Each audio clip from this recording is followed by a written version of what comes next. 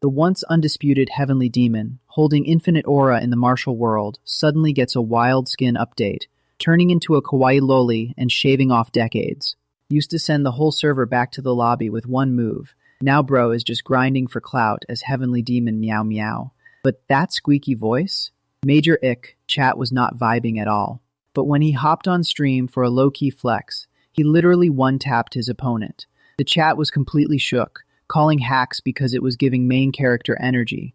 Some random op rolled up wanting all the smoke, pulling out a blick, and firing. Everyone thought the loli was completely cooked, ready to spam F in the chat. But bro casually caught the bullet midair like an absolute sigma. The whole stream was gagged, literally glitching because the Riz was unmatched. The plot twist went even harder. He claimed to be 70 years old. Chat was spamming LMAO, calling massive cap, because ain't no way bro is cooking with that story. How is this martial arts goat in a loli build going to completely break the meta when the four realms merge? Let us lock in and binge this absolute W of a series. Waff, rah. Was the martial world truly this small? Chi Yu Rang, the heavenly demon, reached toward the sun, feeling the weight of his unmatched power. He recalled the Black Dragon King, the absolute top dog of the underworld, a legend who still could not touch him. Even the master of Lost Soul Tower, that sneaky schemer, had begged for mercy before they even fought. Talk about an ego boost. But with no one left to challenge, all he felt was crushing loneliness. How lonely, he sighed. The heavenly demon, at the peak of the world, utterly bored. Then a flicker in the sky caught his attention. The sky? Something was off. A colossal black hole erupted behind him, pulsing with raw, unknown energy. Sensing the overwhelming power, he whipped around, shocked. Who dares? He planted his feet and roared. You bastard! Where did you come from? Who sent you? What insane energy! I did not think there was still a fighter like this in the world. He strained against the force, but before he could make a move, the void rift swallowed him whole. One moment he was there, the next, gone. 10 years later, Chi was now on a mysterious island, chowing down on a monster leg. This should be cooked by now, right? He sat atop the carcass of a giant beast, his dinner. Tastes awful, he whined. Hearing another disturbance, he perked up. 10 years already, he mused. This island has all 4 seasons at once. Spiritual herbs everywhere like pebbles, and crazy beasts roaming. No other humans, just me and the monsters. So there is only one rule here, the law of the jungle. A thumping sound echoed. That is the only law. Even after crashing here a decade ago, I have stayed the apex predator. But what is the point of being this strong if it is this lonely and the food sucks? I miss them. Chilbok the nag, bright light seat, right messenger, always bickering. I miss their arguments. Chi sighed, thinking about the 4 heavenly kings who once competed for his favor and his followers. He truly missed them all. He had tried escaping this island before, but soon realized it was impossible. Beyond the blue sea, only a writhing void ocean filled with nothingness existed. Then something glowing caught his eye among the trees below. A strange light flickered through the leaves. He flew toward the mysterious glow, curious. Did something just flash? He landed softly on the forest floor, his footsteps silent. Peering at the glowing object, he muttered, "This is..." He reached out and touched the luminous sphere. Fascinating, it does not seem natural. Suddenly the sphere shifted to a deep red, pulsing with energy.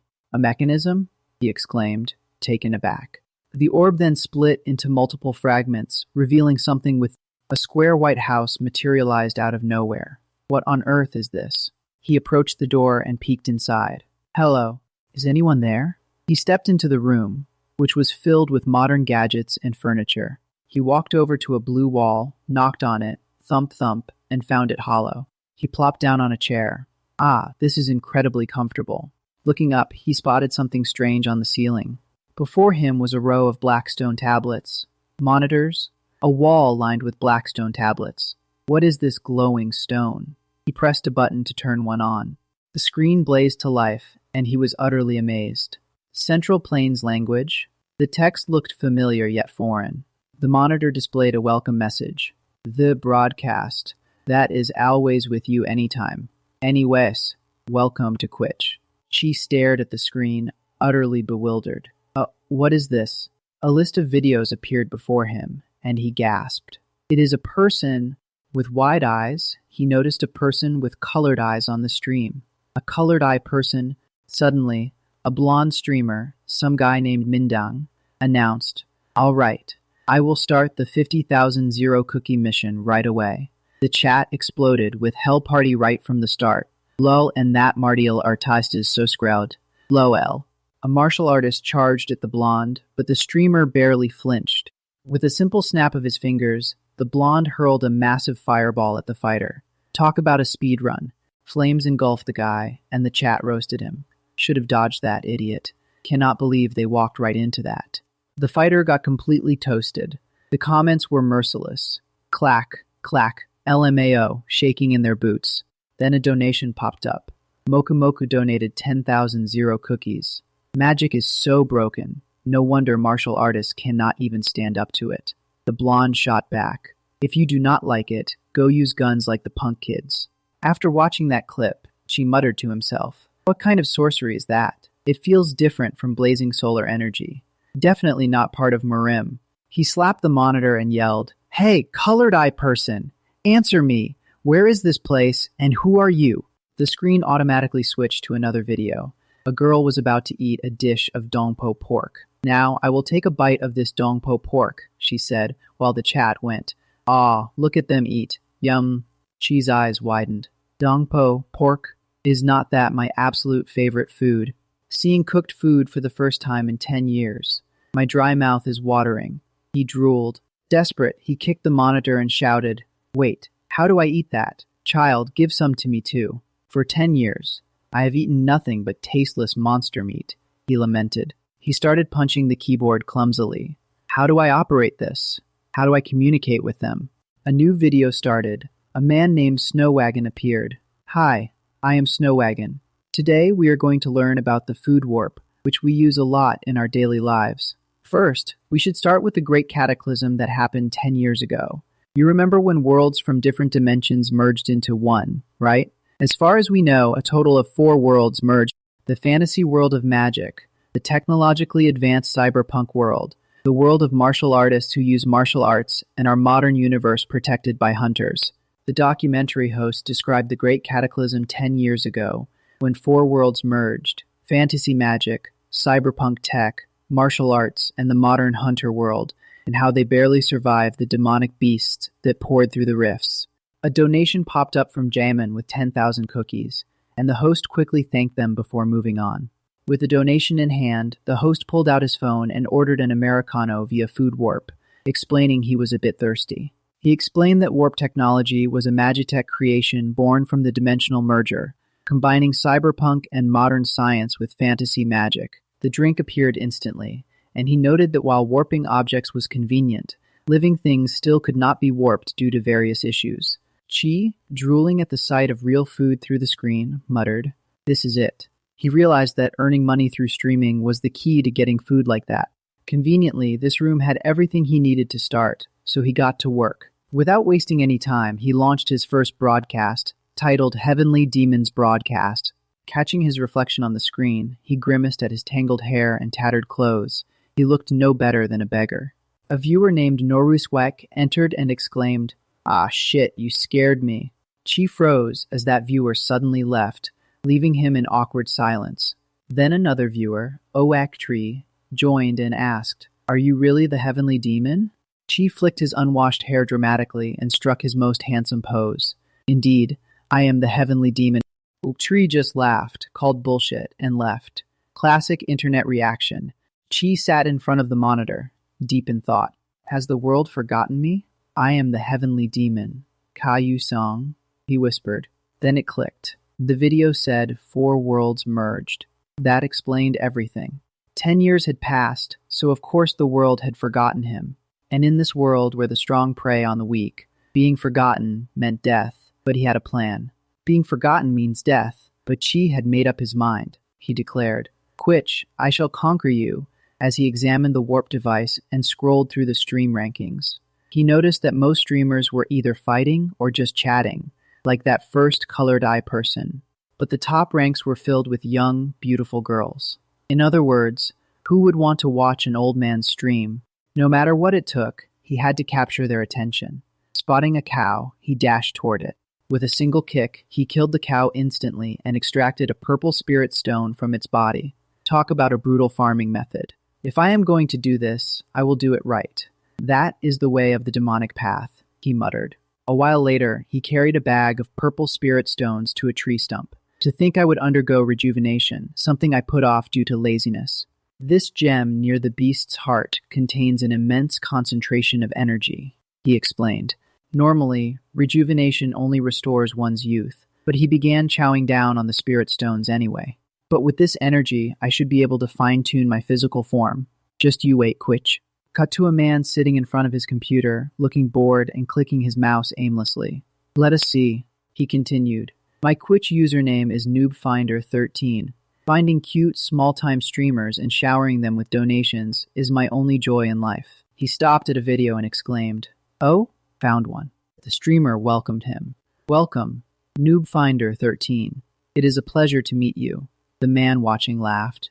That tone. Lol. Talk about Gapmo. He typed and donated. NoobFinder13 donated 10,000 zero cookies. Heavenly Demon Chan, do you have a donation reaction? On the other side, the streamer replied, Of course I do. Hi. The man thought about the cute name. Heavenly Demon Meow. The girl on the stream waved and said, Thank you. Meow. Classic trap. Her cuteness made him clutch his heart and exclaim, Whoa! I love you, Heavenly Demon Chan. Absolute simp moment. It turns out she had transformed into a cute girl to stream and attract otaku for cookies. Reborn as a beautiful girl, Heavenly Demon. Talk about a big brain move. And just like that, a flood of viewers poured into his stream. Rennie, as Youngwall 136. DeWitt, Bang, Jong, and more. The chat started popping off. Explaining his unique situation, Chi reveals that rejuvenation is literally about attaining enlightenment and returning to a youthful body. But in his case, he did not undergo rejuvenation when enlightenment struck. He found it so bothersome that he put it off for years. Thanks to that delay, he developed a unique constitution. The massive internal energy from chewing mana stones allowed him to adjust not just his gender, but his body type, facial features, and even his voice. And so, the world's strongest had birthed the ultimate broadcasting constitution. Talk about a massive flex. Back in the present, a viewer asks, How old are you, Heavenly Demon? Chi casually replies he is 70 years old, leaving the chat in disbelief. He reflects that, since his appearance changed, any comment gets a good reaction. All that time analyzing broadcasts and scanning message boards paid off. Suddenly, a donation pops up. Sandmole donated 10,000 zero. Heavenly Demon Meow. Chi thanks him with a playful meow. He admits that even this little attention is enjoyable. After all, the only conversations he'd had in the past decade were the screams of demonic beasts. He then strikes a cute pose, making viewers' hearts skip a beat. Chi wonders how long it has been since he last had a real conversation, while the chat erupts with Gapmo is killing me, and other exaggerated reactions. He mutters that it is thrilling. A viewer asks what is thrilling. He brushes it off with a simple, it is nothing. The total donation amount hits 100,000 zero cookies, and she thinks that is pretty good for the first day. Checking his stream stats, he sees 31 peak viewers and 11 followers. He realizes it would have been impossible without his beautiful heavenly demon appearance. He slams the desk, startling the viewers. He then announces an eating stream. The chat explodes with excitement and questions. When asked what he wants to eat, he says Dongpo pork. Viewers tease him for having the taste buds of an old man. Chi reaffirms that Dongpo pork is his favorite. He goes to a website to order, ignoring a viewer's comment about kids his age liking Tanghulu. He clicks yes, his hand trembling slightly. He calls out for the Dongpo pork to be brought forth, and soon a delivery notification rings. He nervously stares at the dish, his eye showing anticipation. Finally, he exclaims, Wow, look at this color. So plump and juicy. It is driving me crazy. Viewers comment on the small portion for the price, and joke about Murim warriors being rare. With trembling hands, she finally lifted a piece of Dongpo pork, thinking about how it had been a decade since he last tasted real food. Talk about an emotional moment. He took a cautious bite, savoring the flavor that instantly brought back memories.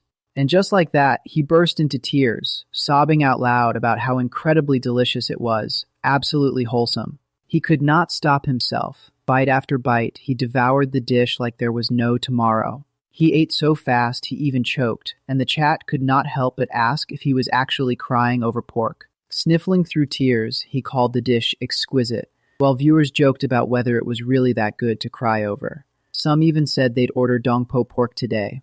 Apologizing for his emotional outburst, Chi explained it had been ages since he'd had real food. Then a donation popped up telling him to buy himself a drink. The chat told him not to cry. Fast forward to the next day, Chi set up his stream with a new title, Heavenly Demon's Kyuch Conquest Day 2 Talk. His follower count had already hit 32. He greeted the chat with a simple hello, and the viewers flooded in with hi hi hi, noticing his swollen eyes from yesterday. New viewers like Muraru and Dongpo Pork Lover entered the stream, adding to the growing audience. But Chi was stunned as viewer count kept climbing, going from 3 to nearly double in seconds. He was bewildered, muttering, What is this?" The chat teased him about his shocked expression, with some wondering if he was a complete newbie to streaming.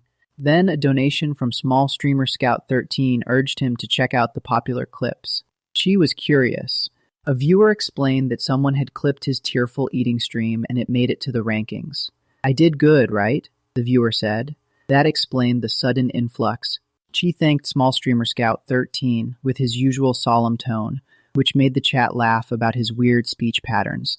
Just then, a delivery arrived, and Chi exclaimed that it had come just in time. He showed off what he bought with the donations from yesterday's eating stream, and the chat found him adorable. He thought to himself that reinvesting in the stream was paying off with great reactions. Viewers asked what he'd be doing today. Chi announced that today he'd be streaming a game, specifically Real Fight 99. The chat was hyped. After observing Twitch for a while, Chi had noticed that 9 out of 10 games people played were virtual reality titles. He was ready to dive in. From all his observations on Twitch, Chi quickly realized the most popular game by far was Real Fight 99, or RF for short. Not only the magic genius Romero's stream he watched on day 1, but nearly every brawling stream he saw was centered around this very game. But when a viewer pointed out his playtime was a big fat 0, they asked if he'd ever played RF before. Chi admitted it was his first time, and the chat went wild, screaming, "A newbie," as the system confirmed 0 hours. Allowing backseating, he calmly announced he was logging in and slipped on the VR goggles. The chat exploded with "Let us go and get in," as the hype train started rolling. As Chi entered the virtual world, his eyes went wide, and the viewers laughed at his genuine amazement, debating whether this really was his first VR experience. He was fascinated, thinking it felt so real that if not for the floating chat window, he'd have believed he was teleported again. Some viewers even joked he must be from the demon realm. The game system greeted him warmly, announcing they'd measure his combat power before launching Real Fight 99. Standing still for the measurement, the chat speculated wildly, guessing an adult male was around 10, so he'd probably get about 5. When the measurement finished, the system displayed his combat power as 3 question marks, leaving everyone in the chat puzzled. Chi asked what the problem was, and viewers explained that combat power was supposed to be a number between 1 and 100. They'd never seen question marks before. He tried to brush it off, saying it was not that important, but the chat insisted it was a super accurate metric that affected the game difficulty. A donation from Cherry Oda confirmed that combat power indeed affected difficulty, making Chi reconsider higher power means harder game. A viewer explained it could mean facing 2 or 3 monsters instead of 1, and Chi finally acknowledged this was not something to ignore. Admitting he was a total newbie to VR, he asked if anyone knew the exact mechanics, but the chat confessed they had no clue either. Chi was surprised that even the viewers did not know, and they added that even experts were in the dark, which was just that mysterious. Then, a donation from Small Streamer Scout 13 popped up with a link to an article by Snowwagon, urging him to check it out. The video started with Snowwagon's familiar meddlesome tone, offering to teach everyone about virtual reality, while the chat impatiently asked when he'd start playing RF. Snowwagon began explaining that after the Great Cataclysm, worlds mixed together, and the strong men from each world started fighting, leading to chaos. Snowwagon continued explaining how, after the Great Cataclysm, the strong men from different worlds started fighting among themselves, causing massive destruction and civilian casualties. Talk about a chaotic free-for-all. To put an end to the chaos, Quitch Corporation released virtual reality, creating an independent network of VR systems to unite humanity. Not a bad solution, honestly. Thanks to that, humanity achieved incredible progress. Some even called it the Second Great Cataclysm. But of course, there is a catch. Snowwagon revealed that Quitch considers combat power a highly rigorous and accurate metric, converting all abilities like magic or internal energy into numbers. Pretty wild concept, but he admitted the principles behind it are still unknown, only Quitch knows. So basically, nobody really understands how it works. Chi, getting a bit annoyed, muttered that this guy does not know either. The chat agreed, laughing and adding that Quitch is suspicious, just popping out high-tech stuff out of nowhere. Some viewers even called it an O-part, an out-of-place artifact, combining tech from different worlds after the Great Cataclysm. Chi just sighed, reading the comments. He found it interesting, but asked them to summarize into 3 lines from now on. The chat immediately called him out for pretending to understand. Classic. Just then, the system announced that Real Fight 99's installation was complete, and the game was launching. The chat hyped up. Are we finally going? Receive the new recruit. Chi was teleported to an empty field in front of a majestic gate. He let out an oho, definitely a nostalgic sight for someone who has seen plenty of fantasy worlds. He admitted it was a nostalgic sight, probably reminding him of his own demon realm. The system asked if he wanted a tutorial, but Chi declined, saying he'd seen enough on streams. The chat loved his refreshing confidence, knowing it is pretty realistic anyway. A viewer asked if he had ever fought before, and Chi let out a quiet, "Hehehe, oh boy, that smirk means trouble." He boldly claimed, "I have no equal." The chat exploded with laughter, spamming LMAO emojis. Talk about main character energy. Viewers asked if he'd even played RF before, but he admitted he had not, though he insisted he fights well. The chat teased him, saying he'd be crying soon. Classic newbie overconfidence. Chi reasoned that he'd seen on streams that it is over once you deplete the green health bar, easy peasy. But the chat knew better. What are we going to do with her? He decided to warm up a bit, stomping his foot loudly. The viewers noticed the sound and got curious. After throwing a few shadow punches, viewers started noticing. Wait, she looks like she has learned a thing or two. Some thought he was using mana or internal energy. The chat grew intrigued. Suddenly, a challenge from Granoma Akun Thief popped up. Chi was puzzled. A challenge, viewers warned him. A post just went up in the RF gallery, and this troll was coming after a complete newbie. Heavenly Demon, do not accept it, they pleaded. He felt a bit stifled by the pressure, but decided this was the perfect chance to test the waters. About half, no, maybe 30%, he mused. Perfect. I can use this guy to get a feel for things. The system confirmed the challenge, and the chat groaned. Why did you accept it? They cried. A figure emerged from the gate, and the chat immediately caught a whiff of a gunslinger. One viewer called him an attention-seeking son of a bitch. The challenger entered with a mocking newbie, yay, while the chat warned, no one can beat a gun. Heavenly Demon, give up now. The system announced the fight would start after the countdown, and someone shuddered. The sensation of getting shot is awful. They predicted she'd quit after one hit as the countdown began. 3, 2, 1. Fight! The troll immediately drew his gun and fired. He smirked, but the chat was disgusted. That damn cyberpunk just clicking away. Does he really want to do that? Then the troll froze, stunned by something. She had caught the bullet between 2 fingers.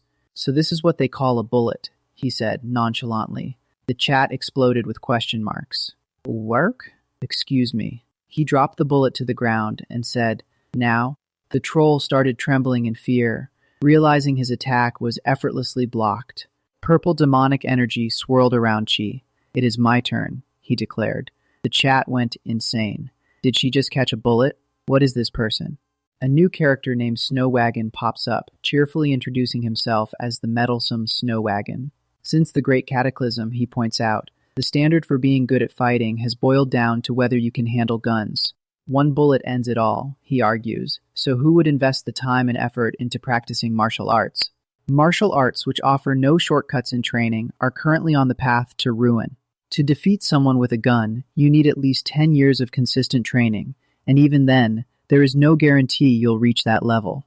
In this rapidly changing era, who would bother learning such boring martial arts? You'd rather shave your head and buy a gun to become a punk, or switch to a night class. Perhaps that is why, ironically, even the strong sects that survived the Great Cataclysm are now worried about being wiped out. And here is where the problem arises. Guns generally do not work well on demonic beasts. They are largely ineffective unless using special armor-piercing rounds made for them. In other words, guns are only bullies against other humans. We need to nurture talents to fight demonic beasts, but instead we have weapons that threaten humans. As people seek convenience, the number of mages, knights, hunters, and Murim warriors decreases every year. He suggests it would not be a bad idea to share the worries of the next generation. That is all for today's explanation. Everyone, watch out for bullets. Facing it firsthand, she can see clearly. With just that, one could easily kill a person. This wicked tool naturally makes ordinary people rely on it. Making people weak, it mocks the efforts of those who train to become stronger. She lets out a small hum before declaring that such a tool ultimately kills martial arts, and she cannot let that happen. Now that is main character energy. With a light step, she pushes off the ground and leaps, remarking that it was just a small stride. She declares that this is a weak world filled with gunpowder and bullets, while the challenger senses the overwhelming power radiating from her jump. A single step taken in silence, and suddenly the challenger trembles, dropping his gun from sheer terror. Absolute savage. She is genuinely surprised by his frail reaction and thinks, the chat went absolutely nuts. What the? How? Why is he collapsing? Did he just wet himself? The punks got publicly humiliated on stream. Talk about a brutal reality check. She was genuinely baffled. How could someone be this frail? Fainting from a single step? Even the newest rookies in the Heavenly Demon cult had more backbone than this. She sized him up, a thug with zero internal energy, no training whatsoever, just relying on that little gadget called a gun. Classic crutch for the weak. How truly pathetic, she muttered. The viewers were losing it. Who is she? How did she do that? Questions flying everywhere. Right then, a donation popped up from Small Streamer Scout 13, 10,000 cookie points, asking if he could upload the clip. She struck an adorable pose and replied, Heavenly Demon Meow. Thanks, Meow. Scout, you are a loyal subject. The chat warned. It is going to cause an uproar if you upload that, and just like that, a new post went up with the title, She really caught a bullet. The internet was about to explode. The comments flooded in. She really caught a bullet. I have replayed it in slow motion like 30 times. No way this is fake. The punk collapsing. If that was acting, he should have been an actor ages ago. Where are the doubters now? They all deleted their posts and ran. Lol. Someone in the RF community chimed in. But seriously, how can she do that at her age? I am a Murim warrior and even I cannot do that. Another joked. She might be an old master who underwent rejuvenation. John? Rejuvenation? Lal? Sounds like the Wudong sect exorcising demons. Behind the screen, a masked figure with the handle AllHailTheHeavenlyDemon was watching intently. Oh ho. What a remarkable young lady. It is like watching the cult leader's childhood. The chat noticed him immediately. The crazy bastard appeared. It is AllHailTheHeavenlyDemon. Hey, can you do that too? The masked guy replied coolly. It is a piece of cake. He typed with admiration. Whose disciple is she? Truly magnificent. What is her martial moniker? I must go pay her a visit sometime. Someone corrected him. It is Heavenly Demon, he replied. Ahem, I too am well aware the Heavenly Demon is the greatest. No, they insisted. I mean that girl's username is literally... He froze. What? How dare she? Anger flared instantly. A wet behind-the-ears brat dares to usurp the title of the heavens. The chat laughed. Ah, someone pressed his trigger button. Why is he getting so worked up? The leader. Our cult leader is. That guy's already famous for this. Pretty sure he is mentally unstable. In his private group, a flood of messages appeared. The cult leader is alive. The cult leader is alive. Repeated endlessly like a broken record. Other members groaned. Ugh, here he goes again. Think about it logically. Would the cult leader even still be alive after all this time? Meanwhile, back on Cheese Stream, the title read, Heavenly Demon Switch Conquest Day 3. It is an outdoor stream. Followers sat at 58, and the live tag was on. The chat greeted her warmly. Good morning, Heavenly Demon. Oh, outdoor stream today? Hi, martial arts genius, she replied in her calm, distinctive voice. Welcome everyone. I welcome you all. She glanced at the stats. Peak viewers, 152. Average, 103. Followers, up by 47. This is thrilling, she thought. The live viewership is growing with unstoppable momentum. Then she noticed the live viewer count had hit 200 before she even started the main broadcast. Yesterday's peak was 150, but I have already hit 200? She could not help but feel a little pleased. A donation pops up from Small Streamer Scout 13, and she thanks him with a cute pose, saying, Heavenly Demon Meow. Thanks, Meow, you've done it again. The clip from yesterday went viral again. What a legend. Scout replies modestly, saying he is happy to help, which reminds Chi of someone from her past, that nagging fellow who always stuck around. She silently hopes he is still alive and vows to find him. But before she can dwell on it, the masked troll AllHailTheHeavenly crashes the stream, screaming, Demon, you bastard, right on cue. He goes off on Chi, accusing her of impersonating the heavens and demanding she stop using the name Heavenly Demon. Talk about a sore loser. Chi just blinks in confusion, asking what is up with that guy. The chat immediately labels him a toxic troll and a terrible role player. They explain that this guy shows up whenever someone even mentions the H in Heavenly Demon. He is infamous in Murim circles. The troll then lashes out at the chat for talking back. Chi ignores him and appoints Scout as today's manager, and Scout quickly times out the troll for 60 seconds. You cannot cover the sky with your palm. Gets cut off by the system. The chat cracks up, saying the manager is doing a great job and that his hands are super fast. LMAO indeed. A new donation asks where the stream is, and Chi replies, Did not I say it was an outdoor stream today? The place I live is a bit unique, she explains, so I prepared this for you all. The chat is full of question marks, completely confused. As Chi ventures deeper into the forest, the chat goes wild, spotting rare herbs, wild ginseng, fleece flower, blood chrysanthemum, and even mandrakes growing by the roadside. What kind of cursed paradise is this? The troll tries again, but gets timed out once more. Chi thinks, as expected, I was not the only one who thought this place was strange. Chi asks if there are any Murim warriors in the chat, and suddenly everyone raises their hands, literally spamming hand, in the chat. She then asks if they remember the Heavenly Demon, the former strongest in the world. The chat recalls the terrifying cult leader of the demonic cult. Chi corrects them gently. It is not the demonic cult, but the Heavenly Demon cult. The chat piles on rumors. She killed the alliance leader in one hit, had demon horns, gulps blood instead of water. Chi thinks, I do not have horns. Bigots, she thinks, soup. I do not drink blood either. The discussion moves to who would win in a fight against the Night King, and why she was not around during the Rift War. Chi just smiles at the chat's banter. Someone finally says she died during the Great Cataclysm. Chi goes silent, standing straight with her hands behind her back. Classic dramatic pause. She turns her head to look at the camera and says firmly, I did not die. The chat instantly asks how she knows that. A close-up on her face as she begins. Because I am. The suspense builds, and she drops the bomb. The cult leader of the Heavenly Demon cult, Heavenly Demon Chi. The chat erupts in laughing emojis, not believing her at all. Little do they know, she is dead serious. The troll AllHailTheHeavenlyDemon tried to speak again, but got immediately timed out. The chat laughed, telling Chi to just do whatever she wants. She smirked internally, knowing no one would believe a cute girl like her was the terrifying Heavenly Demon. Scrolling through forums, all she found were posts asking about the Heavenly Demon cult. Most replies said they were wiped out in the Great Cataclysm. Only vague stories remained about them falling into Death Canyon. With nothing defined, she figured no explanation was needed. The chat asked where she was headed, and she replied simply, somewhere high. From above, she explained, you could see the cursed island's true nature. The chat was baffled. Cursed? But there were elixirs everywhere.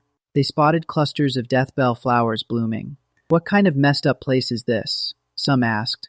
Others joked they wanted to be cursed too just to get sent there. She announced she was almost there, telling everyone to take a look. Stepping out of the forest revealed a massive chasm with flying monsters and red lightning. "This is where I live," she said. The chat was in awe, one viewer even apologizing for acting up earlier. A giant insect-like demonic beast appeared. The chat went crazy. Did she fight the Night King? That is at least danger level 2. They could not believe people lived in such a place. She admitted she'd lived here for 10 years, but knew almost nothing about it. The outdoor stream was to see if anyone recognized the location.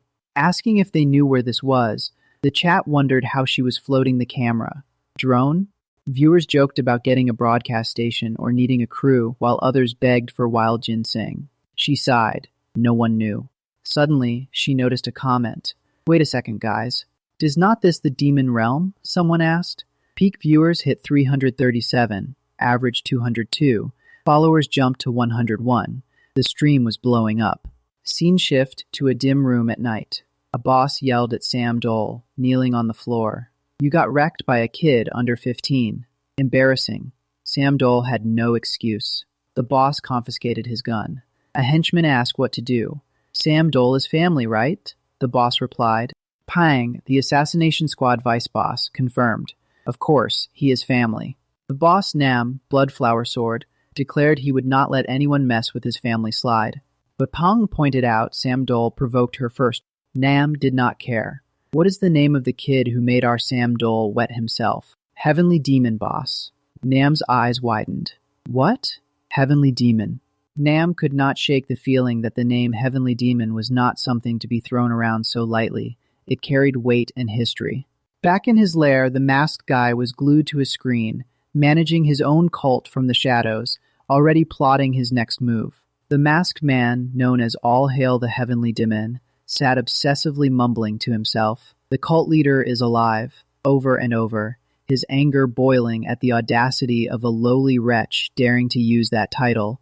Both he and Namdusik, the Bloodflower Sword, made the same silent vow.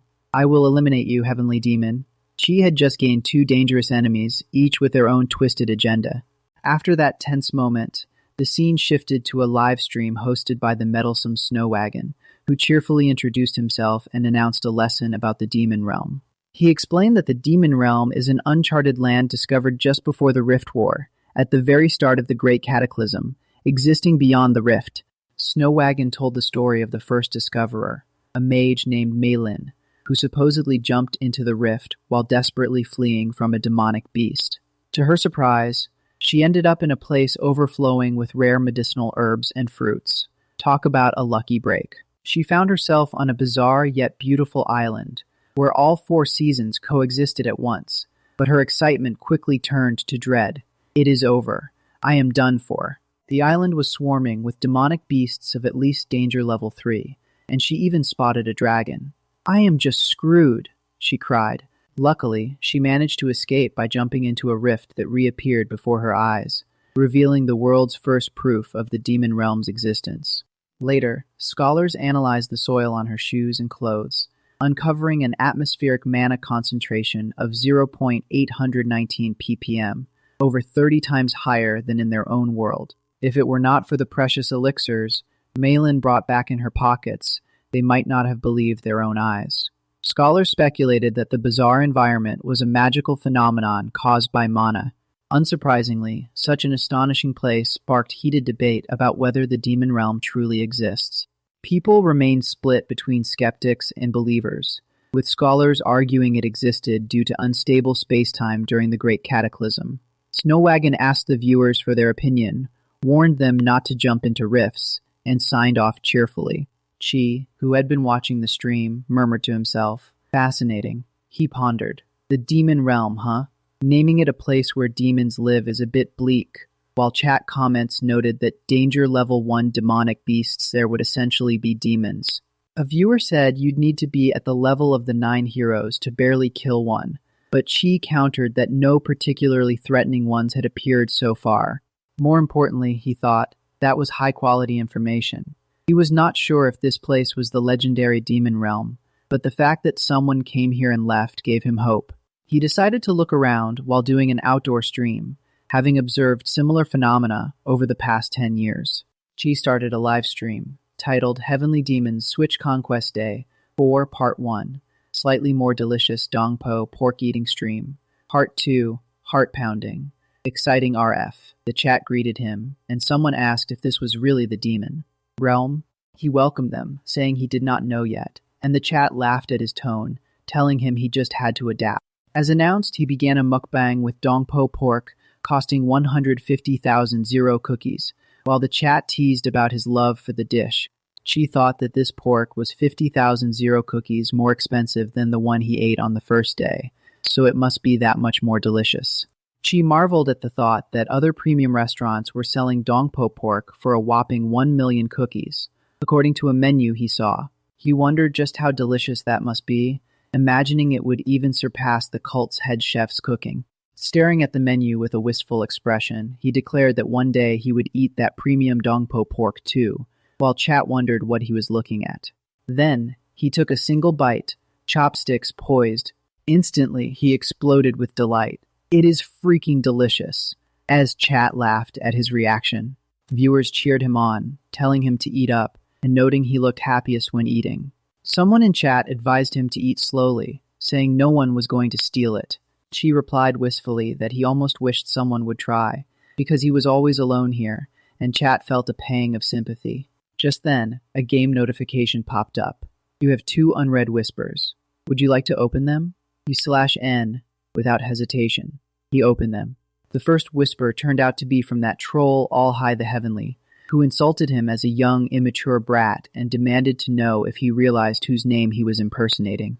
She sighed, recognizing the same annoying guy from last time.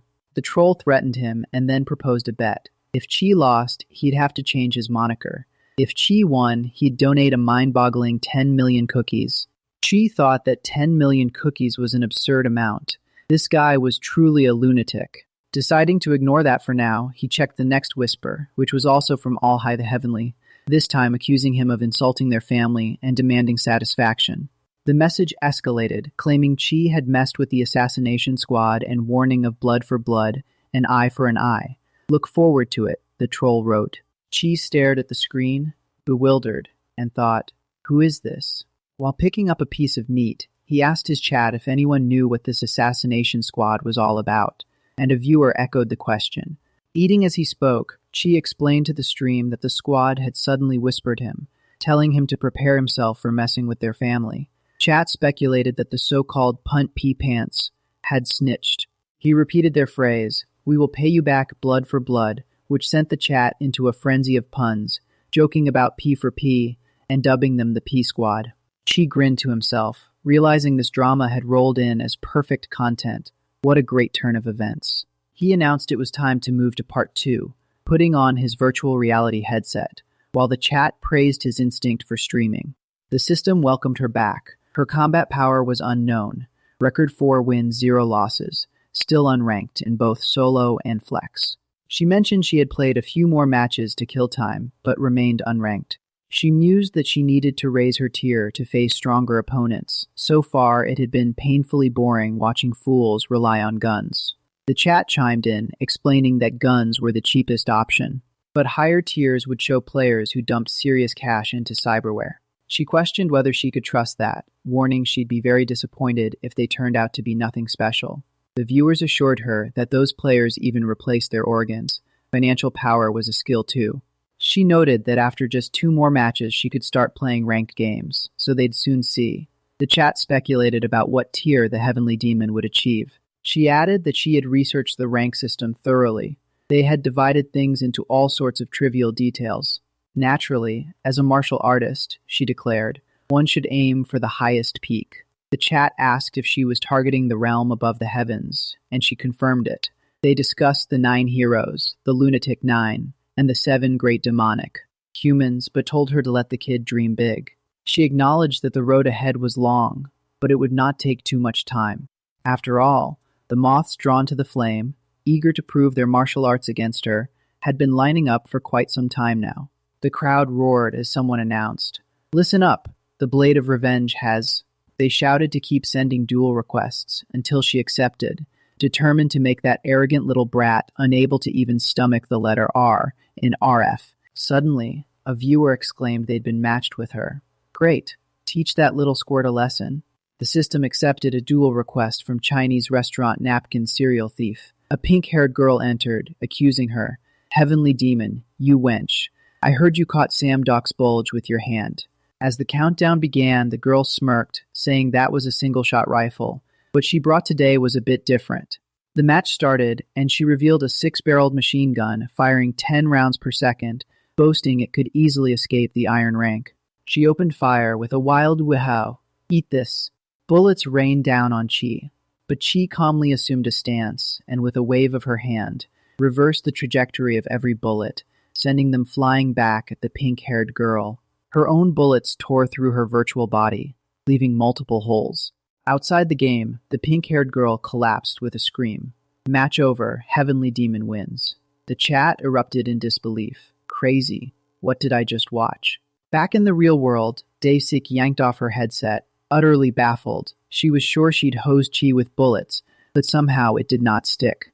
She fumed, calling it a dirty trick that made zero sense logically, and accused Chi of using an expensive artifact. After all, she'd seen her chugging elixirs like side dishes last time. A buddy patted her shoulder, sighed, and went. Are there no more? How boring. Then another hothead stepped up. Must have used such an arrogant. I will go next.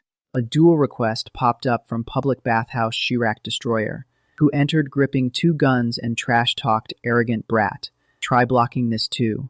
Yeah, turns out blocking machine guns is no big deal. He got obliterated just as fast. Classic. Next up, Elevator Stealth Fart swaggered in, claiming he'd be different from the previous losers. Spoiler alert, he was not. Chi sent him packing right after. Duel requests from 108 bows at church and medium rare taiyaki request came flooding in, but every single one ended in a swift defeat. They did not stand a chance. The chat exploded. Crazy! What is she? Really? And wait, she was this strong? She just smirked and said, Did you see that? This is who I am. Someone declared that Heavenly Demon was now the idol of all Murim warriors. No objections in chat. Another joked, How many losses in a row is the P Squad at now? And someone quipped, For real, are not they just the Handful Squad now? Daesik, reading the comments, muttered, These viewers. Cyberbullying. Daesik desperately pleaded with her boss. Boss, let me try one more time. But Paeng cut her off. No, there is no need for that, he explained grimly. We cannot let the Assassination Squad's prestige fall any further to the ground. With murderous intent radiating off him, Paeng declared, I will step up personally, and slipped on his VR headset. Uh-oh. Paeng could not shake the feeling. This kid was anything but ordinary. He wondered if she was hiding a superpower, an artifact, or maybe even cyberware, or some kind of magic. One thing was certain, though. This fight, he realized, would require everything he had, or he'd lose. Talk about high stakes. Meanwhile, the system announced Chi's promotion, from iron to bronze, with a record of 9 wins and 0 losses. That is what we call a clean sweep. Chi burst out. Everyone, congratulate me. I am bronze now. The chat exploded with congrats, amazed at how fast she climbed. Classic main character energy. A donation from Sandmole. There were a few silvers among those who challenged you. Let us keep climbing. And another from Small Streamers Count 13, prompting Chi to thank them with a cute Heavenly Demon meow. Then a gold player named Chewed-Gum Destroyer challenged her. The chat explained that in Murim terms, gold was like a late-stage second-rate to early-stage first-rate martial artist. Someone compared it to a low-tier sword expert who could enhance their body with mana. The system warned of a large tier gap. Chi chuckled. Oh ho, so this might be a bit different? But the chat cautioned that it was more than a little different. Beating a gold could jump her to silver, but the skill gap was huge. Then a donation reminded everyone she was a beginner who only started 2 days ago. Despite that, Chi confidently accepted the challenge, and the chat remembered she was the kid who catches bullets. The system confirmed the challenge, and the gold player entered the arena.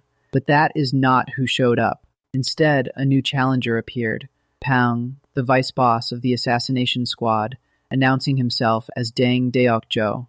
You kept me waiting, Heavenly Demon. Chi was taken aback. Ho-Yon? The Paeng clan. Paeng was surprised she knew of his clan.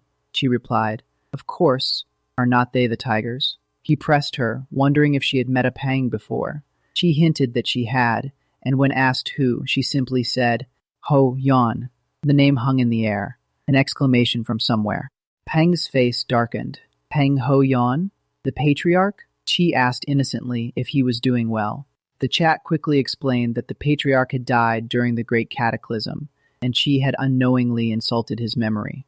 Paeng exploded, accusing her of mocking him. Chi sighed. That is too bad. He was a cheerful guy. Hans recounted how the patriarch fought to the end, protecting his clan from demonic beasts. She remarked that it was a fitting end for Ho-yeon, but Paeng was not having any of it. Shut your mouth. Paeng continued his rant, accusing Chi of disrespecting the Paeng clan by repeatedly invoking Ho-yeon's name. He declared that even though their manor had burned and members scattered, the clan's spirit remained unbroken, prompting a witty commenter to point out that meant everything else had collapsed. Another viewer warned him to watch his mouth. Paeng warned Chi not to speak the patriarch's name carelessly, but Chi shot back that Ho-yeon himself never complained. So why was Paeng throwing a fit? Paeng called her a wench and boasted that he was known as the Paeng Deok-Jo because he had cut down everyone, grandmothers, grandfathers, women, and children, just to survive. Chi asked if he was actually bragging about that. The chat recognized him as Trash Paeng and said he was famous for it. A viewer named SmallStreamersCot13 explained that Trash Paeng Deok-Jo was a survivor of the Paeng clan wiped out during the Great Cataclysm using an overbearing saber technique at early stage first rate. He was infamous for saying he only beats up the elderly, women, and children, and for his quote, Bitcoin is a safe asset. The chat exclaimed that he really was trash, and that his path was not the overbearing path, but the immoral one. Paeng challenged Chi to come at him, declaring he would make her pay for messing with the Assassination Squad. Chi calmly recalled a saying from the Jianghu. She quoted, "Beware of the elderly, women, and children." Then she pointed out that she fit all three descriptions. Classic. The countdown began. 3, 2, 1. The match started with fight. Paeng thought he would finish it in one strike. A booming sound echoed under Paeng's feet as he launched his attack. Paeng rushed at Chi using the Mountain King, dominating steps. He leaped into the air, gripping his sword with both hands, and prepared to bring down the White Tiger Soul severing technique. Chi just stood there, calmly watching him swing the blade toward her. But just as the sword was about to connect, Chi vanished and reappeared behind Paeng like a bolt of lightning. Paeng was stunned. She was barehanded, yet he heard the clash of blades. And the technique she used was none other than the Paeng clan's own martial arts. He coughed, already injured. In that split second, when Paeng realized something was off, Chi had already punched a hole straight through his body. Paeng gasped. How could a wretch like you use the Wine clan's primordial lightning palm? She replied simply that his saber had trembled. Chi philosophized that to tremble means to be alive, and every flower blooms while trembling. Paeng, in disbelief, called it bullshit and logged out, accepting defeat. Chi offered a surprising comfort, telling Paeng that Ho-yeon's death was not his fault. She added that, at the very least, Ho-yeon would have said the same thing, giving Paeng a moment of pause. But Paeng, seeing the shadow of Ho-yeon in Chi, scoffed. "Your delusions. Only then will you be able to move forward. Do not make me laugh," Chi simply replied, a descendant of the Paeng clan. Her tone was almost gentle. She thought to herself, "It feels like I have discovered a rare wildflower." Just as the system announced, match over. The result flashed. Heavenly Demon wins. The chat erupted. Wah! She is crazy. Trash is down. Her record hit 10 wins, 0 losses, and she was promoted to silver. Donations flooded in. One even saying she reached silver in just 5 matches. Chi responded with a cute Heavenly Demon meow. Thanks. Silver is nothing special. But everyone knew she was just humble bragging. In her mind, she was already planning. At this rate, the 1 million zero cookie Dongpo pork will be mine. I will win step by step and rake in donations. Then a new challenger appeared, a grandmaster named AllHailTheHeavenlyDemon. Chat's jaws dropped. The system asked if she accepted. Chat screamed. What did it just say? She stared at the username, stunned. Grandmaster? She read it again in disbelief. Chat pointed out that was 4 tiers above Paeng, and more importantly, look at that username. It is the troll who kept spamming her. She thought back. She definitely remembered that username from somewhere, and it was not good. A donation from SmallStreamersCoat13 confirmed. That is the troll who kept spamming you to change your ID. Chat was shocked he was a grandmaster. She asked, What level of mastery is a grandmaster? The chat admitted they did not know much about the celestial realm. They just watched and went, wow. Someone explained that Diamond was around the level of a sword master, and for Chi, they used Muram terms. Peak stage, Chi thought about the posts from that username. They were malicious spam provoking resentment, not true worship. She said aloud, "Believers of our heavenly demon cult do not preach in such a vulgar manner. It must be someone with animosity wearing a mask." But then she reconsidered. Seeing their tier, they were too skilled to be just trolling. Could it be a survivor of the cult? The left or right messenger? Or one of the 4 heavenly kings? She heaved a heavy sigh, muttering that she'd find out soon enough, and promptly accepted the challenge without a second thought. The system confirmed the match, but the chat went ballistic. No, why would you accept that? And does she think she is invincible just because she beat a gold? They were not convinced. The scene shifted to a new arena, a dark, gloomy sky with a full moon casting an eerie glow. Talk about an ominous setup. The chat instantly picked up on the vibes. Wow, what is with the atmosphere? And Grandmasters are different from the moment they enter, while someone just muttered a bored meh. Standing calmly with her hands behind her back, she addressed the challenger. "Are you AllHailTheHeavenlyDemon?" Her tone was cool and collected. The figure finally spoke, his voice echoing through the arena. "We finally meet. I will praise you for not running away." The words hung heavy with meaning. She listened closely, picking up something off about the opponent's voice. It was androgynous, but sounded unnatural, like it was forced or altered. She figured it could be some martial art or an artifact messing with the vocal cords, but habits and mannerisms? Those you cannot fake. Once they clashed, she knew she'd figure out their level and who they really were. Classic big brain move. The masked figure reminded her of their promise. If he won, she'd have to change her moniker. She shot back about the 10 million cookies he owed her. He scoffed, dead sure he would not lose. Chi glanced at his empty hands and asked where his weapon was. He fired back that his bare hands were more than enough to deal with her. The system started the countdown. 3, 2, 1. The guy launched forward at insane speed, leaving the commentators scrambling to even see where they went. But she immediately clocked that footwork. It was way too familiar. She called out without hesitation. "Chilbok, is that you?" And just like that, the Grandmaster tripped and went sprawling. Talk about an instant tell. He let out a panicked scream as he scrambled back, and the crowd went wild. What did she just say? Is that a sonic martial art? First time they'd ever seen a Grandmaster bite the dust. He demanded to know who she really was. She answered simply, "I am the heavenly demon." He denied it, claimed he was not this Chilbok person or whatever. But she was not buying it. That footwork was etched into her memory. There is no way she'd ever forget it. She explained that the unique sliding over ice footwork was something she had personally advised on. No one else could have taught it. She recalled a fellow with a body cursed by freezing yin energy, someone who was not supposed to live past 20 but defied their fate.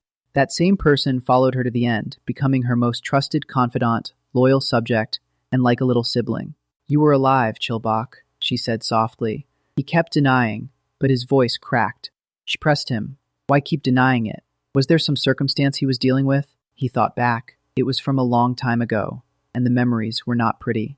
The reason he had discarded the name Chilbok was tied to that nightmare. Chaos, flames, and desperate shouts to form formations and defend the Grand Hall until the cult leader arrived. He described the sky overturning, and how every time he closed his eyes, the horror came rushing back like a waking nightmare. Chilbok's mind flashed back to that apocalyptic night, horrifying monsters tearing through the great heavenly demon cult grounds like it was their own playground. Screams and blood filled the air as cult members were devoured while crying out to the heavens for help. Absolute nightmare fuel. In the chaos, desperate voices asked if the cult leader had run away, or worse, perished. The uncertainty was maddening. Someone shouted for the heavenly strategist to flee and plan for the future. But where was the leader? Then came the devastating accusation. The cult leader abandoned us. That single sentence would haunt Chilbok for over a decade. A trembling girl urged her comrades to run, her final words a desperate plea to survive. That was over 10 years ago, the day the sky split open and demonic beasts ran rampant across the land. Chilbok was struck by a severe inner demon that day, a wound that never truly healed. The accusing voice echoed in her head on repeat. The cult leader abandoned us. Classic emotional scar. For more than 10 long years, she fought that inner demon, until whispers started saying, "He is alive. The cult leader is alive." Talk about a mind game. Back in the present, she noticed something off and asked gently, Chilbok, are you hurt somewhere? Seeing her distress, she added, You do not look well. Empathy from the one she thought had betrayed her. But that name triggered an explosion. Chilbok lashed out, screaming, Do not bring up that name, while Chi nimbly dodged. Oh snap, emotions running high. Chilbok's inner demon raged twice as hard. How does she know that name? Then she steeled herself. You fearless girl. Listen well. Time for the big reveal. She declared, I am, in truth, from the heavenly demon cult, which is known to have disappeared. More accurately, I served as the heavenly strategist of the Sun Moon Divine cult. And then she dropped the legendary name. My name is Heavenly Smoke Black Feather Day, Wool Rin. The commentators lost it. Heavenly Smoke Black Feather is alive? Holy moly, this is huge news. Absolute pandemonium. Those out of the loop begged for context, while others explained that she is a big shot among big shots, the brain of the demonic cult. Someone wondered if the demonic cult was really gone, and another pointed out that no one expected a survivor, let alone the strategist herself. When someone questioned if a strategist was weak, the crowd shut them down fast. She was the heavenly demon's closest aide and could thrash most sect leaders. Legend status confirmed. But Chilbok did not back down completely. She threatened to punish Chi for impersonating the name of the heavens, then added she'd show mercy just this once. She snarled that is not a name. A lowly wretch like you dares to use, and demanded Chi swear to change her moniker, promising to back off if she did. Even in this virtual reality, she did not want to kill a young girl, she admitted, her voice cracking with restraint. Her inner demon screamed, I do not want to, but if I do not control my anger here. Before she could finish, the dreaded Chi deviation began to rear its ugly head. Suddenly, a surge of power exploded from Chilbok, and the commentators jolted back to reality. Oh right, they were in the middle of a duel. She launched herself at Chi like a rocket, but Chi smoothly stepped back, dodging the attack. The crowd gasped, Hey, is she okay? Looks like she is gonna die. Chi hopped onto ice crystals, spun around, and flicked Chilbok right on the forehead. A gentle, almost parental scolding for a student who messed up. Dead silence. Then the scene melted into a flashback. A starry night, and a young Chilbok sipping cold water, claiming it tasted good mixed with the moon. Chi called her a fool and said it only tastes good in moderation. What does it matter if a dying person drinks a little alcohol? She mumbled. Chi replied firmly, You are not going to die. Chilbok poured her heart out. Boss, I am a lost cause. I am lowborn. My body is ridiculously weak, and I lack the comprehension to learn martial arts. She planned to just waste away drinking alcohol, and begged Chi to leave her be. Inside, she wondered, what was I expecting? Was I hoping he would try to stop me? But Chi said nothing. With a bitter laugh, she raised her cup in the moonlight. Yes, go ahead and leave. Do not leave even the faintest trace of hope. Then Chi finally spoke. Her name, Chilbok. Watch closely, he said, and he showed her a technique so beautiful she later thought it resembled a sword dance. This is my gift to you, he said. Chi performed a set of 12 incredibly intuitive sword techniques, as if designed for someone with a weak body and poor comprehension. Then he announced, I intend to become the cult leader. A stunned "so" was all she could manage, but Chi was not done. Follow me to where I stand. I will not accept any other answer, Chilbok protested. But boss, the only thing I am good at is playing cheap tricks. Chi cut her off with a laugh. Goodness, you fool. Does that matter? I like you. That is enough. Then came the words that sealed everything. I like you. That is enough. Those simple yet powerful words struck deep into Chilbok's soul. In the ancient scriptures, it was written, The heavenly strategist Dam Wool Rin watched the cult leader's gaze as the moon vanished behind clouds, and she summoned thunder with a silent command that echoed like a temple bell. Soon the clouds parted, and the moon revealed itself, casting light on mountains and rivers, driving away all darkness. That night, the cult leader's return was proclaimed to heaven and earth. Back in the present, Chilbok's mask shattered, revealing the face of a crying woman. Cult leader! No, boss! Booboos! Is it truly you, boss? She sobbed, her heart breaking and mending at once. Chi stood calmly, hands behind her back, and replied softly, Yes, it is I. It has been a while, Chilbok. Absolute waterworks moment. In the quiet night beneath the moonlight, the two of them sat down to catch up and share their hearts. Chi remarked, You've aged a lot, Chilbok. And Chilbok replied, And you've gotten so young, boss. Did you undergo rejuvenation? Chi answered, Yes, somehow. Chilbok shot back. Rejuvenation is not exactly something that just happens, Chilbok smiled. Well, I am glad that part of you has not changed. What part? She asked. How you casually talk about doing the impossible. Chilbok recalled the boss's legendary rise. The third young master of the Heavenly Demon cult, once the weakest for lacking a powerful maternal clan. Yet at 20, you defeated all your rivals and claimed the cult leader's seat. At 30, you became the second in history to earn the title of Grand Demon. By 40, you brought the entire world to its knees, the strongest cult leader ever, the Heavenly Demon, Chi Yu Reng. To think that such a cult leader vanished for over 10 years after the Great Cataclysm, only to return one day as a beautiful young girl. Who could have ever imagined? Boss, please tell me, what on earth happened to you? Chilbok pleaded. She began.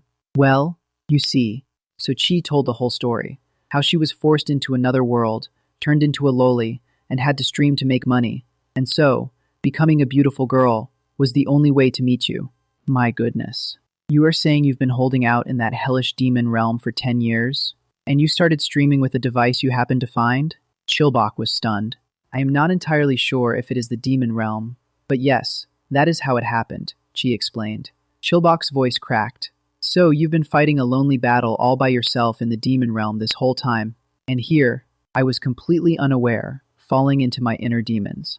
I will not deny it. It was not easy to survive. It was a difficult time, Chi admitted. Chilbok thought, for him to say such a thing. Just what kind of place is that realm? Chilbok looked at her revered boss and imagined the sheer loneliness, the boredom, and the tasteless food. It was definitely the absolute worst. Chilbok then revealed, as you know, I was born a woman, but raised as a man. Because my yin energy was exceptionally strong, my parents thought it would help if I ate and acted like a man. Following the advice of some quack doctor, Chi sat with the posture of a superior, watching Chilbok speak. Anyway, on the day you took me in, we swore an oath of brotherhood over our cups. Whether we are sworn brothers or sworn siblings, does the title even matter? Chilbok clasped her hands respectfully before Chi. Even though I have become an old man and you've become a beautiful girl, nothing changes. I, Damwol Rin, will continue to serve you as my cult leader and my boss. You rascal. Thank you, Chi said warmly. Then Chilbok asked, by the way, boss, is it all right for this to be shown on your stream? I turned off the stream a while ago, Chi replied. What? When? Chilbok gasped. The moment you were about to suffer chi deviation from your inner demons. I could not let my Dongpo pork squad see you looking so terrifying. What on earth is the Dongpo pork squad? Now wait, is it really okay to just turn it off? Chilbok was bewildered. Do not worry about it. I will just turn it back on tomorrow, act cute, and say it cut out by accident. They'll get over it, Chi said casually. Meanwhile, viewers were commenting. What is up, Wenyer-su? Am I the only one whose stream crashed? Why did it suddenly turn off? More importantly, Chi wanted to hear about the Great Cataclysm. She had heard the Heavenly Demon cult ended up in a terrible place. Chilbok began to recount demonic beasts, but it would be more accurate to say our cult fell right into their nest. They trampled over the Central Plains and devoured us indiscriminately, like a living nightmare. The cult collapsed without a trace. At least you survived, Chi said. What about the others? Chilbok shook his head. As far as I know, no one else survived that horrific hell. Even the Bright Light Seat, the Right Messenger, and the 4 Heavenly Kings? Chi pressed. Most likely. Chilbok admitted he'd wandered through online forums praising her, but not a single person agreed with his posts. That is how he knew. Looking at that, I must be the only survivor of our cult, he declared with a hint of pride. Then he noticed Chi's expression. Why are you looking at me like that, boss? It is nothing, she replied. She thought to herself, I thought he was purging his inner demons, but he was just typing with his hands. I suppose that was his own way of searching for survivors of our cult. But if they did not respond to Chilbok's posts simply because they were embarrassed, there might be more survivors of the cult out there, she mused. Chilbok? Yes, boss. As you know, the Heavenly Demon cult and the Sun and Moon Divine cult are no more. I suppose so, Chilbok replied quietly. But today, it will be reborn under a glorious name, she declared. Boss? But all that is left of our cult is. What is the problem? Am I not the Heavenly Demon cult itself? We will start over from the very beginning under my name, since it was the elegant moonlight that shone on me in my loneliness, he said. And with that, he leaped up onto the roof. Bathed in moonlight, Chi turned back and announced, I shall name our new cult the Moonlight Divine Cult. What do you think? Absolute big brain move right there. Chilbok clasped his hands, tears streaming down his face as he gazed at Chi. Long, long, Live the Heavenly Demon. Absolute submission. The scene shifted to a forest where Dusik stood, sword in hand, searching for someone. Suddenly, a figure appeared behind Dusik. He spun around and lunged toward the stranger. The hooded figure slowly drew his blue sword. He slashed at Dusik, and in one clean stroke, severed an arm. Talk about a brutal opening move, you half-wit. You are a disgrace to the family. Get lost while I am still being nice. The hooded man sneered. Dusik coughed blood, his frustration boiling over. Damn it! Am I still no match for the boss? Lying on the ground, he thought, only by overcoming this wall can I surpass the first-rate level. Why must that wall take the shape of the boss? A voice called out, Boss! Boss Dusik. Meanwhile, Dusik was interrupted by Dasik rushing in with urgency. Lost? What do you mean? Dusik asked, confused. Dasik blurted out. That kid, the one who caught a bullet with her bare hands, Heavenly Demon Chan. We took turns attacking her, but we all lost. Got utterly crushed, Dasik said in disbelief. What about Deok-Jo? Did not he say he'd step up? Dusik pressed. Boss Deok-Jo lost too, Dasik admitted, leaving Dusik completely stunned. That kid is no ordinary brat, Dasik insisted. Sure, his mouth is a bit trashy, but is not Boss Deok-Jo a powerhouse who reached gold purely through martial arts? Even he lost to that kid. We could not even figure out what trick she used. Dusik thought to himself, Heavenly Demon Chan. So it was not just a name. Dasik pleaded, Boss, you have to step in. I get it, so quiet down. I will handle this, Dusik said confidently. Thank you, boss. You are so reliable, Dasik cheered. That kid who defeated us all in a single blow will be nothing but a mere pup before you, boss. Dasik declared. It is not like getting beaten up is something to brag about. Wait, you lost in a single blow? Dusik noticed. Do not go around calling yourselves the Assassination Squad, Dusik muttered, shaking his head. The scene then cut to Chi Yu-rang's cozy live streaming room. Today's stream was titled Heavenly Demon Chan's Quich Conquest Day 5. Now everyone, say hello. This is Beautifulzen, who will be our channel's moderator starting today, Chi introduced. The new mod chimed in. Ahem, do you see this green sword? Talk nonsense and I will sweep you all away. Viewers were baffled. What is going on? Did not the stream suddenly cut out yesterday while she was fighting him? The user Chianmamanse commented, You all sure talk a lot. Stop babbling and join the Moonlight Divine Cult. Another viewer, Small Streamers Count 13, asked, Heavenly Demon Chan, what is going on? Was I not enough for you? Chi explained. Well, it turns out Chianmamanse is an old acquaintance of mine. Viewers were shocked. You mean Heavenly Smoke Black Feather? The heavenly strategist of the demonic cult? Silence. It is not the demonic cult. It is the Heavenly Demon Cult. Repeat after me. Heavenly Demon Cult. Chianmamanse insisted. Small Streamers Count 13 whimpered Heavenly Demon Chan. He scares me. She thought, as expected. They are losing their minds. It is getting noisy. That is enough, Chi said calmly. Yes, boss. Chianma, Mansa replied obediently. Viewers went wild. Huh? Boss? Did Heavenly Smoke Black Feather just call her boss? Is not that an imposter? How could a Grandmaster be an imposter? Speculation ran rampant. Is she like the Heavenly Demon's hidden daughter or something? Oh, that actually sounds plausible. Meanwhile, Chi noticed the viewer count 323 viewers. It has not been long since I started the stream, but the numbers have grown quite a bit. It seems yesterday's duel was clipped and shared all over the place. Or maybe people gathered because of Heavenly Smoke Black Feather's appearance. She decided this was the perfect moment for a major announcement. She slammed her hand on the table. Attention. Listen closely. I will now make a major announcement, she declared. A viewer asked, Is something big coming? Now Chi dropped the bombshell. It concerns her 3 grand goals. A viewer joked. Is this her road view? Another corrected. You mean roadmap lol? First, I will become the #1 streamer on QH. The chat went wild. Wow, so easy. She just has to beat Yoon Tae-yang, who has nearly 100 million followers. Right? LOL, piece of cake, right? Her second goal, I will reach the absolute peak in Rifa. Viewers cracked up. LMAOO 0000000000000. It is good to have goals, she just has to beat Yoon Tae-yang for this too, right? There is also Psycho and Crazy Guy too. Then someone asked, why has not Yoon Tae-yang been streaming lately? IDK, he does whatever he wants. Chilbok watched the chat dismiss her as just a little girl's childish ambition. But he knew better. Back in the day, everyone laughed at the boss too. And only after the boss took the seat of the cult leader did everyone who mocked him fall dead silent. Classic, Chi declared. I do not make empty promises. No bluffing here. I will simply prove it through my actions.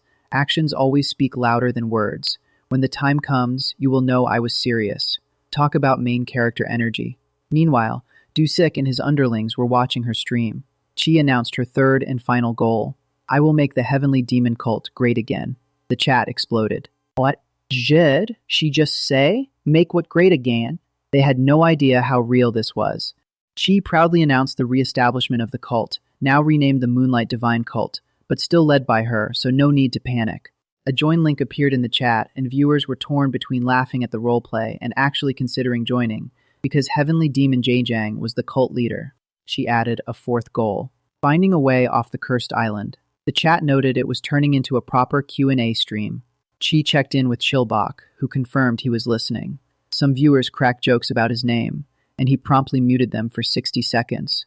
She tasked Chilbok with researching how to achieve their goals before the next stream, and he eagerly promised to prepare an amazing presentation.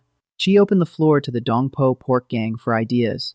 Suggestions ranged from playing horror games to harvesting elixirs and raising a pet demonic beast, before Chilbok redirected them to the cult board. He dropped the join link again, and viewers debated whether it was sketchy or just a fan cafe. Chi confirmed it was indeed like a fan cafe, and told small streamers Coot 13 to keep managing the chat. No presentation needed.